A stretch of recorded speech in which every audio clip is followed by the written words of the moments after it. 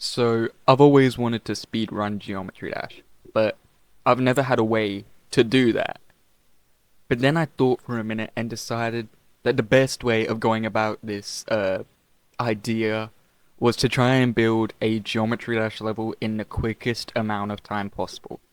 And this level took me around an hour or an hour and a half to build, and it turned out really cool. It had such cool effects, and I think you're gonna want to stick to the end to see what I ended up building. So, enjoy the rest of the video. So, during this intense speed run, I first started with layouts. So, the idea for this level originally was I just wanted to fuck around with some box meta ideas, and I got carried away, I'll be honest. But as you can see here, I'm starting out with the layout for the first part, and here's when I start the decoration. I start with a terrible design and it looked terrible, so I switched it to animated blocks. These animated blocks were so much more dynamic than just having a static cube, and it added so much. And after that, I added a couple pulses with some sort of connector deco, and I added a radial blur to all of the deco with a solid layer in front of it, just so you can actually see what's going on, and so the level is sight readable.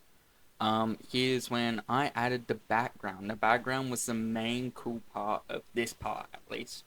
And I don't mean to toot my own horn, but it looks pretty cool. Let's be honest here. I'll show you a full showcase actually right now.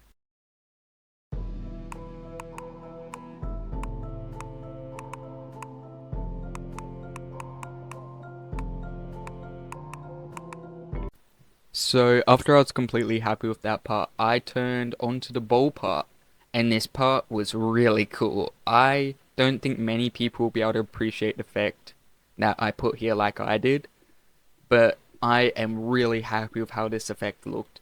It built the whole level for me. As you can see, I did a hue-based sort of layering effect, and all of the objects slowly move up in this part, and I'll show the showcase once I've finished building it, but it looked awesome and I am really happy with it. I adjusted the background colors, I adjusted every bit of a mask to fade on and off, and it looked absolutely awesome. So here's when I added some outlines for the objects so you could actually see what was happening. I had tried to adjust the alpha triggers for the mask, but it ended up looking terrible. The orb design for this part, I cooked fucking hard, bro. It looks so cool. But here's the end of that part, and here is the showcase.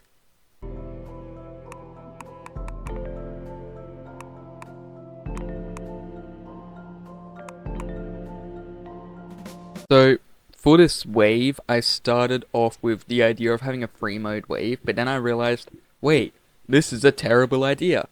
But I realized I did in fact make a really cool design with these circle objects that scale differently. You'll see it in the showcase. But I wanted to make a background using the same scaling effect, but until I realized this wasn't going to work, so I ended up switching to another design. I'm going to put the two last parts in the same showcase. I'm just going over some really bad designs that didn't end up working here. But both of the last parts are going to be in the final showcase, and I think you're going to really like them because these are the parts I'm the most proud of. Yeah, they're not the most advanced, but they look really cool. So this is the background I ended up going with. Basically, it's these weird pointy things that move up and down with the player. And it also pulses on with the player, which you'll see how cool it looks in the end. I also actually added hitboxes here, and I added an area move for the actual main obstacles. So the area move actually didn't look like an area move, it just looked so dynamic. I was really happy with that. And here's when I got to the last part of the level. And I'll be honest, this last part, it's not as great as the other parts. It was kind of low quality, and I didn't spend nearly as much time on it. And I just added some saws and some design with a weird background. It really didn't take me too long. And here is the final showcase. Enjoy.